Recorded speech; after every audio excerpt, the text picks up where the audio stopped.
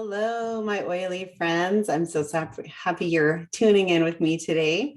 So it is the middle of December at the time of this recording. So I'm doing some holiday baking recipes that I'm sharing with you today. And there's one secret ingredient for all the recipes, and that is essential oils. They are so fun to bake with and just bring such a unique way to add flavor. And it's such a burst of flavor. It's if you've never cooked with essential oils or added to your food, it is so different. It's like hard to describe, but it is just such a different, it's like what is the word I'm even looking for? It's just so flavorful. I don't know how else to describe it. It's so unique. Anyway, you'll have to try it. You have to try it. It's just so different. So here we go. Let's get started with some fun recipes. And some of these are healthier too, since that's kind of how we go in doTERRA. And yeah. Okay, so what are some of your favorite things to bake during the holidays? What do you love to bake? Do you like to bake treats? Do you like to bake pies, cookies, candies? What are your things? Do you like to make some healthier versions of things? My favorite is a maple syrup pumpkin pie because I don't like to use sugar a lot.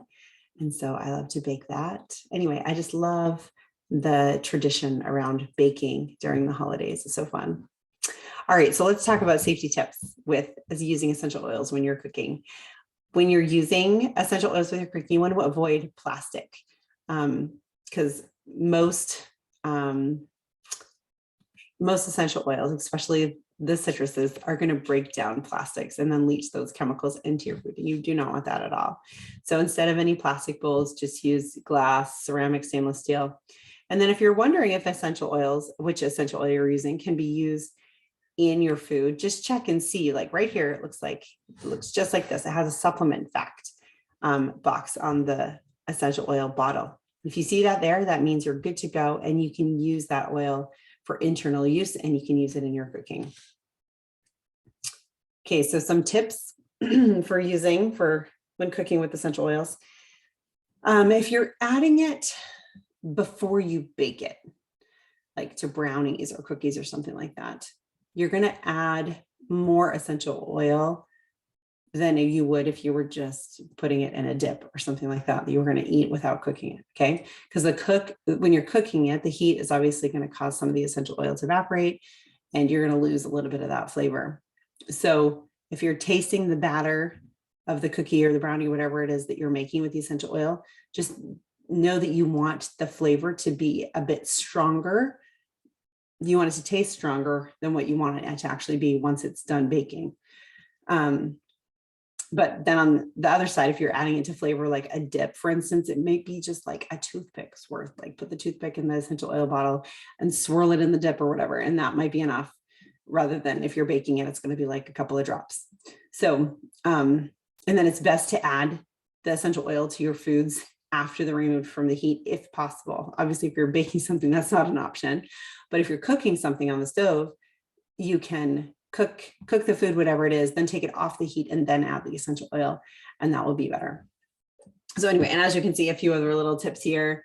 Oh yeah, another tip is to put, when you're putting the drops of essential oil into the food, instead of just pouring it directly into the pot, you should know how some of those oils just pour out of the bottle, right? They have a very thin viscosity and they just pour out. So instead of just pouring it into the pot, pour it into a spoon first, or the spoon that you're using to stir. So then if you accidentally get, 5 drops, no big deal. You can go drip 2 off, in the sink and then use the rest of whatever you have on your spoon to mix into the food. So that is a good tip. Yeah. Okay. Next, we have a little bit of a flavor guide here. It tells you some ideas for which oils to use into which types of dishes. Yeah, it's kind of what you would think, just normal stuff for cooking, right? But I love it because it has some ideas here of things that you don't really always think of. Okay, so we have a few fun recipes. This one's from doTERRA, and this is a stuffing recipe, which I think is so easy, right? Like stuffing is so easy to make, and it tastes so much better when you make it homemade rather than buying something that's like pre-made in a box or whatever. But anyway, this is so fun because it uses thyme and rosemary oil, which have such amazing flavor and just really go with stuffing and turkey, if that's what you have for Christmas or over the holidays. Of course, you can also have it with ham too, but whatever you like. People eat all kinds of different things during the holidays, whatever your family tradition may be. Another recipe we had here is sweet potato casserole. I like this one because it's a healthier version, right? So it's just sweet potatoes, coconut milk, coconut oil, maple syrup, nutmeg, orange juice, salt and pepper, and then some cinnamon bark oil. And then they use a little pecan topping that has pecans, coconut oil, maple syrup, and cinnamon bark again. Anyway, looks yummy, healthy. I love how clean this recipe is. So you don't feel like, you know, sometimes when you're eating sweet potatoes, you're like, oh my goodness, I just consumed 1 million calories eating with all of the marshmallow and the butter and the brown sugar in it. So this is a much healthier version for your body.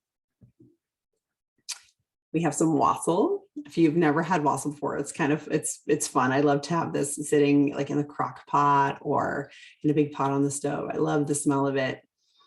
So this one's for apple juice and cranberry juice. And then you just put in a few drops of other essential oils. So where it says toothpicks, that's that trick that I just mentioned. So you put the toothpick in the oil and then you're going to swirl it in. So 2 toothpicks of cinnamon. So you're going to put the drop in, or you're going to put the toothpick in the oil bottle and swirl it in, throw it away, get a new one, dip it in, swirl around, throw it away. Anyway, so it's less than a drop. It's kind of like a half-ish drop, if you will, with those 2 toothpicks. So even if you're daring, you could throw in a full and then see how it affects the flavor profile, but I would rather go with the recipe. But anyway, yeah, and so you heat up the juice first, then add the oils. And yummy. So just make sure you stir it before you serve it, because obviously the oils will separate a little bit. But a fun way to add a spin on a holiday favorite, right? And then hot cocoa. That is so fun to add essential oils to your hot chocolate. And there's so many different oils that you can use for this, but here are a few of them. And the same with the hot chocolate. You could just do the toothpick and then swirl in the hot chocolate and then taste it and see if it's enough. If it's not, you can do it again, because sometimes it's a little intense if you do a full drop in just that, 6 to 8 ounces of hot chocolate that you're having. But some oils to try in your hot chocolate are cinnamon, peppermint, cardamom, wild orange, cassia, on guard, spearmint, or tangerine. I think the cardamom would be really yummy. I don't drink hot chocolate, but if I did, that's what I would want to try. So what about you? What sounds good to you? And then a white hot chocolate. This one is more healthy for those who maybe can't have regular hot chocolate for whatever reason or choose not to. So this one's with almond milk. So that makes this a dairy-free version. And so almond milk, pumpkin puree. So just canned pumpkin, or if you got it from your garden and you puree it, that's awesome. Some pumpkin pie spice, some clove oil, cinnamon oil, vanilla, a little bit of salt, and then some white chocolate. So, and just check the packaging, make sure your white chocolate is dairy-free, but typically it is. Anyway, and then you just warm it up and add the oils and yum. Sounds good, right? And super healthy. This could be like a yummy little breakfast shake, kind of sounds like. Sounds good. Okay, then we have a dairy-free eggnog. So fun. So it's 4 egg yolks, a little bit of maple syrup, some coconut milk, vanilla, cinnamon, nutmeg, and then some cinnamon oil and on guard oil. Sounds so yummy. And obviously, if you don't, if you're not worried about being dairy-free or whatever, you can use the same recipe and just put in some whole milk with where it has the canned coconut milk. That'd be yummy. Or, cream, if you want it super thick, that'd be delicious too. Yeah. Anyway, I like to mix things up with different percents of fat with the milk when I'm cooking. Anyway, okay, another recipe we have are some chocolates. We have snacking chocolate. This is a fun recipe. I featured this in one of our Valentine's Day classes, but it's just chocolate chips. So whatever kind of chocolate chips you want, with some coconut oil, almonds, and peppermint. And you're just going to melt it down. Then you add in the oil at the end, the essential oil at the end. And I don't like peppermint with it, but I would do like wild orange. I love wild orange with chocolate. So yummy. Or the cinnamon. It's probably my other favorite too. Anyway, so yeah, and then just pour it in a pan with the almonds on the top. Or then spread the almonds on the top, or you could do, if they say candy canes or something too, you could sprinkle anything over the chocolate that you wanted to. It'd be nice, pecans, whatever. Anyway, then just keep it in the fridge and then break it off when you're ready for little snacks. It'd be so yummy. All right, and here's another little version. We have Peppermint Chocolates, and it's just, this one's super clean. Love it.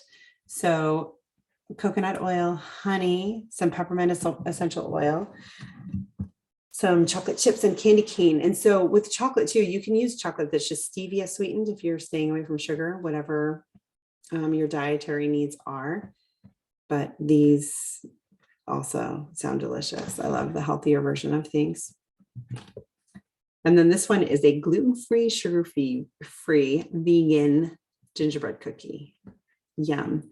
Just got this. I'm trying to think. This is also a doTERRA recipe. So yeah, very interesting. And this one has cinnamon, ginger, and clove essential oils in it. You could also use, well, you could use the new, if you got the baking oil, that would be really good in it too. In the holiday items, that would be super yummy. Okay, so let's go on to brownies. So if you've never tried these black bean brownies, they are very, very yummy. And I love them because, well, first of all, they're healthy because they're black beans, right? And then eggs, cocoa powder, honey, coconut oil, and that's pretty much it. You can put in the chocolate chips if you want to. Anyway, but these freeze so well. And when they're frozen, that they have like almost like this cookie batter type, like ooey gooey consistency to them. And as they're starting to thaw out, they're really delicious. Anyway, but here again, I don't love the peppermint essential oil with them, but my favorite is the cinnamon or the wild orange, but these are really good. And yeah, I've even made them for friends and they love them. So a healthy twist on a treat, on a brownie treat. But if you want the real thing, right? Okay. Peppermint brownies or any other kind of oil that you want to use with your brownie mix. This is like so easy and people absolutely love it and will be begging you for the recipe. It's so fun. So it's just a brownie mix, a box of brownie mix, right? Nothing amazing. Mix it up like the package says. And then when you're all done mixing it, you add in whatever essential oil you want. So you want to do 6 or 7 drops of peppermint, because remember you want a little bit on the heavy side because you're going to be baking it, or do about 9 to 10 drops of wild orange. Stir it all really well, and then just pour it in the pan and bake as it's directed. And it's so yummy, so yummy. And I do like peppermint in these ones. They're very good when I do indulge in these. Yummy, but the wild orange is really good too. We've made both. Just need a little bit more with the wild orange because it's not as strong as peppermint. Okay, so here were some other cookie recipes that doTERRA had. So these are some old ones from an old living magazine. So they have some ginger snaps and some snickerdoodles. And we've got a few more here on the next slide. But these were all just super basic cookie recipes, and all of them, you just bake them for 350 for 10 to 12 minutes. And these are just classic, there's nothing healthy about these, but it's fun. The flavor profile has a spin on it because it's adding essential oil. So this one has ginger, the other one has some cinnamon. But yeah, yummy. Let's see what the other ones are. We have some red velvet cookies, some peanut butter cookies, and some chocolate cookies. And I love that they all just have completely different things you wouldn't think of. So yeah, the peanut butter cookie has some cardamom. I bet that you want to. So good. That'd be amazing. Anyway, yeah. And again, you just bake them all at 350 for 10 to 12 minutes. So here's some fun no-bake cookies that could be gluten-free if you use gluten-free oats. So it's just oats, coconut milk, coconut sugar, some peppermint oil, cocoa, and butter. Or you could use regular sugar too if you didn't have coconut sugar. But anyway, just a fun, different spin on, like an essential oil spin on a no-bake cookie. Those are fun. Those are always a favorite. I like this one too because it doesn't have any peanut butter. We have a peanut allergy in our house, so that would be a good one to use. And here was another one that doTERRA had that was more of could be a gluten-free option if you had gluten-free oats, And it's just, they call this Christmas oat cookies, but it's just ripe bananas. You always have those at the house, right? Everybody seems to always have ripe bananas need to be used. Some cashews, some rolled oats, coconut, raisins or cranberries, honey, butter. And then it gives you some directions for just on how to do it. And again, you could just search on this one. You could use cinnamon if you didn't want to use cashew. They're very closely related if you didn't have that one. Anyway, that sounds yummy, right? There had like cranberries in it. That sounds good. And coconut, yum. Anyway, fun version. I'm going to make these ones. Okay, and then just wanted to make sure everybody knew that with the holiday items, there are so many fun items. It's hard to pick, right? Just a few. But this year, doTERRA has a little baking collection, and it's these two little cookie cutters. That's an oil bottle and an oil drop, and then it comes with this cookie or baking spice cuisine blend, and it smells amazing. It's so good, and it's a combination of, it's got coconut oil, so it's diluted, but it's ginger, cardamom, cashew, cloves, cinnamon, and nutmeg. And it says to add 8 drops to whatever you're baking, right? And yeah, as your secret ingredient, which is so fun. And it's only $19.50 for the 2 cookie cutters and the oil together. So pretty good deal. But anyway, that's all we've got. And thanks so much for tuning in. Hope you have a wonderful holiday season and are able to bake some fun and different things this year and create maybe some new traditions with your family. But if you have any questions or comments, I'd love to hear them. I'd love to hear if any of these recipes that you use, how they turned out. And yeah, I hope you have a great day and happy holiday. Bye.